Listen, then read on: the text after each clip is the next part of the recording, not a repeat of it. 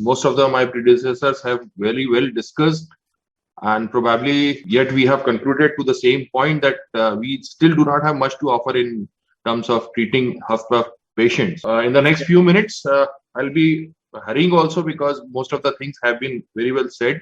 So the parts that have been covered already, I'll not be touching upon them, that epidemiology, pathophysiology, and the pharmacological management. I'll straight away jump to the beta blockers, where they stand. One point in pathophysiology that I'd like to mention specifically is that we now have an understanding that HFpEF is actually not a disease of myocardium or heart. It's a disease of system which has some impact on the heart, and therefore we need to think from a different angle.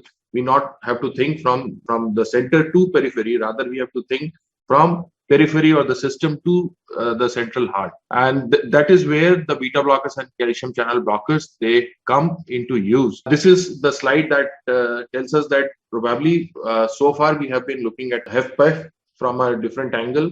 Basically, it is obesity, it is cardiometabolic risk factors, other comorbidities, other myopathies, skeletal myopathies, obesity, which have been primarily a reason for HFpEF to appear, to propagate, to increase, and therefore our answer may not lie in treating the disease of heart rather than treating diseases of periphery and other systemic disease. So previous impression had been that it's a part of the same HFrEF transition, but now we have come to understanding that it's a distinct entity than HFrEF, and it has a bimodal distribution.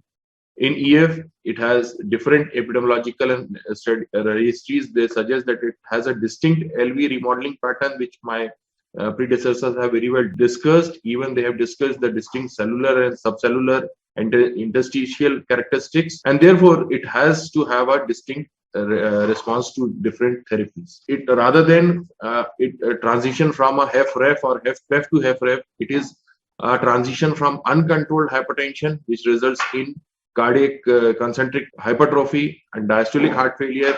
This results in a repeated myocardial insult that may be in form of eccentric hypertrophy or concentric hypertrophy, more fibrosis, and this results in HFpEF, what we see. And therefore, the answer would lie in treating HFpEF with different therapeutic strategies.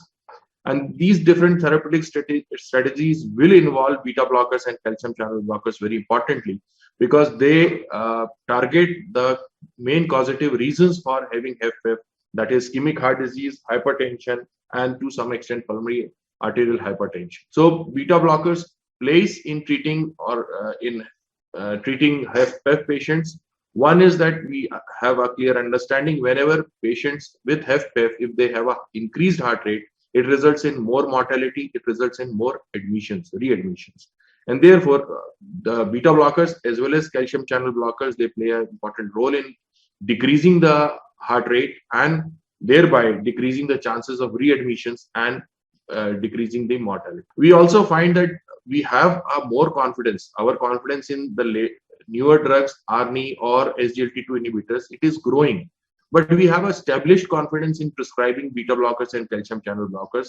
And here we can see that even without non-compelling reasons, 40% of the patients do have beta blockers or calcium channel blockers in their prescription. The real world data, though we do not have concrete data for beta blockers and calcium channel blockers other than Eslidipine for heart failure with preserved ejection fraction, but the real world data, and I emphasize that the real world data is one which is more applicable to our patients rather than a limited study population. And here we find that beta blockers have a potential in improving the diastolic dysfunction in patients with HFpEF, and this is because of the negative chronotropic effect and the negative inotropic effect which are offered by the beta blocker. So though these studies may be small, but they also show that in patients with preserved ejection fraction who have right ventricular dysfunction, which may be associated with pulmonary arterial hypertension, again, incorporation of beta blockers, it serves a beneficial effect for HFpEF patients in these categories. The standard dose carvedilol, it exerts greater reduction in incidences of clinical outcomes in patients with preserved ejection fraction heart failure. And the difference is when they are in a advanced stage of HFpEF, they are benefited more.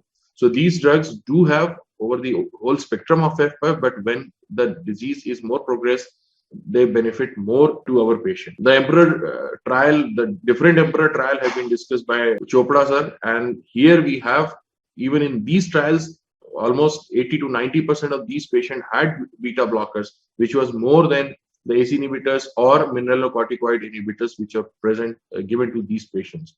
So that tells us that we have a subconscious belief, a subconscious need of prescribing beta blockers to our patients. The meta-analysis also suggests, this is of around more than 18,000 patients. Here also, if we see in the tree diagram that only one group of drug that has a clear benefit from senior trial or DHF trial is beta blockers, which clearly shows that the graph is favoring drug therapy for beta block. Coming to calcium channel blockers, do they have a place in the therapy of HFpEF, or is the controversy still persisting? The calcium channel blockers of present, they also, like beta blockers, lack large randomized controlled trials in assessing morbidity and mortality in HFpEF trials.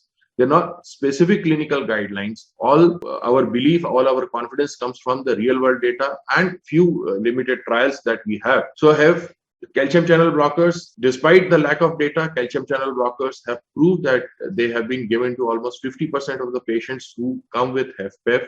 And this is not for treating HFpEF, but for treating hypertension and other comorbidities. The drug, like beta blockers, have a negative chronotropic and negative inotropic effects, and they help the heart to relax in diastole and improve its function. The real world data, it shows that, suggests that improvement from baseline in an objective clinico-radiologic heart failure study, which showed that with verapamil, the therapeutic efficacy in patients with CHF with preserved systolic function and impaired diastolic function was seen. Another real-world study where around 25 patients were used, and this is one study where calcium channel blockers were used in heart failure with preserved ejection fraction patients. And here again, it showed that it improved the severity of heart failure in these patients and the decrease in cardiac sympathetic activity. So we have preserved ejection fraction, both beta blockers as well as calcium channel blockers. We have treatment of arterial hypertension and preserved ejection fraction.